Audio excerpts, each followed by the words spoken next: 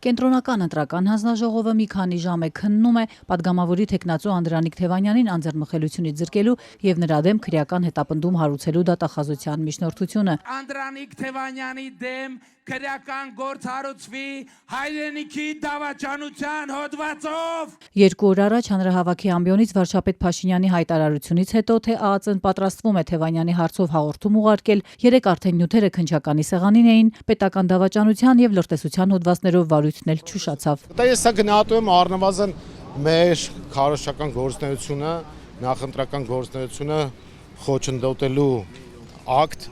որովհետև մենք չենք կարողանում մեր քարոզությունը պատշաճ իրականացնել։ Կենտրոնական ընտրական հանձնաժողովի դռնփակ նիստին մասնակցում են նաև թեկնածուն ու նրա փաստաբանները։ Թևանյանը չի ընդունում քննիչների ու վարչապետի պնդումները, թե ինքը Ռուսաստանի օգտին լրտեսություն է արել։ Ես տեղյակ չեմ, թե ով է ղեկավարում այդ կայքը։ Եվ կայք չի, հետազոտական կենտրոնը, եթե չեմ սխալվում։ Չունեմ։ Մինչդեռ քննչականը հակադարձում է, ունեն տեղեկություններ, որ Թևանյանը հավաքագրվել է օտարերկրյա հատուկ ծառայությունների կողմից եւ 2 տարի առաջ Ռուսիա Կովկաս աշխարհաքաղաքական կենտրոնի տնօրենը, ով ըստ իրավապահների օտարերկրյա գործակալ է, $622,000 դիմաց Թևանյանից ստացել է պետական գաղտնիք պարունակող տեղեկություններ։ Դրանք վերաբերում են 2024 թվականի ապրիլին ազգային ժողովի փակ գաղտնի նիստում կայացած լսումներին, որոնք սահմանազատման թեմայով էին։ Անդիմության նախաձեռնությամբ հրավիրված այդ նիստին մասնակցել էին արտգործնախարարն ու սահմանազատման հանձնաժողովի նախագահ փոխվարչապետ Մեհեր Գրիգորյանը։ Ասում են դուք տեղեկություն եք տվել գումարի դիմաց եւ այլն։ Դե այդ անհետեցությունները անցնենք առաջ։ Վաղ առավոտից սկսած ու մի քանի ժամ տևած խոզարկություններից հետո ազգային անվտանգության ծառայությունն ու քննչականը հեռացան ընդդիմադիր թեկնածուի տամբակից, իրենց հետ տանելով համակարգիչ, փաստաթղթեր եւ այլ իրեր, որոնց մասին Թևանյանը ոչինչ չասաց նախաքննական գաղտնիքը չբացահայտելու պատճառաբանությամբ։ Ես որևէ կարգավիճակ չունեմ այս սրա հետ կապված, փաստաթղթով ինձ ծանոթված չէ, թե ես ընդհանրապես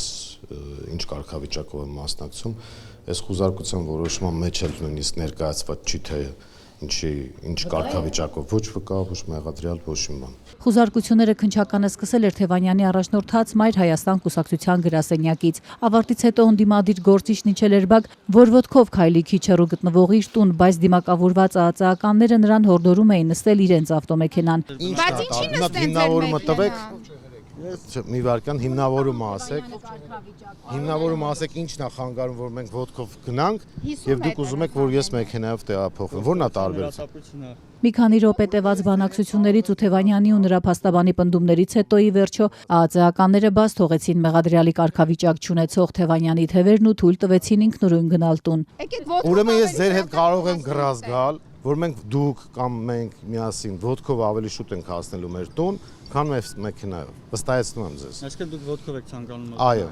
Հասկանալի է։ Թե խորհրդանի փակ նիստից կոնկրետ ինչ տեղեկություններ ու ում միջոցով է ստացել Թևանյանը, որ ըստ իրավապահների կլորիկ գումարով վաճառել է ռուսներին, իրավապահները չեն մանրամասնում։ Վարչապետ Փաշինյանը, որ լրտեսության մեջ մեղադրում է նաև ԲՀԿ առաջին համար Գագիկ Ծառուկյանին, հայտարարել է. Ասել, որ Հայաստանը եւ Ռուսաստանը պայմանագիր ունեն իրենց տարածքում լրտեսական գործունեություն չծավալելու։ Բարգավաճ Հայաստանի առաջնորդը իրեն ու թիմակիցներին լրտեսության մեջ մեղադրողներին առաջարկել էր կամ ապացույցներ բերել, ապացուցելու դեպքում իրեն գնդակահարել, հակառակ դեպքում հրավիրել էր իր առյուծի վանդակը։ Պետք է գա մտնի առյուծի մոտ իր ցանկությամբ։ Գիտակցում է, թե չի գիտակցում, որ ինքը գործ ունի օտարերկրյա հատուկ ծառայությունից իրեն տրված հանձնարարականի հետ։ Եվ նա ով կատարում է օտարերկրյա հատուկ ծառայության հանձնարարականը, ինքը նույնպես առնվազն Չ կլասի լրտես է։ Հասկանում է, թե չի հասկանում, թե հասկանալու հետ խնդիրներ ունի, եւ դա ավանդաբար հայտնի է հայ հանրությանը։ Կապ ունի արդյոք նրա հետախուզման մեջ գտնվող որդու գործոնը, այդ գործոնով իր վրա ազդել են, թե չեն ազդել։ Ինչու քաղաքական հակառակորդների նկատմամբ լրտեսության մեղադրանքները վարչապետ Փաշինյանը հնչեցնում է հիմա ընտրարշավի ամենաթեժ պահին։ Փաշինյանն այսօր պնդում էր, թե լրտեսներին վաղ չեն գաղտնազերծում, որպեսզի բացահայտեն ողջ ցանցը։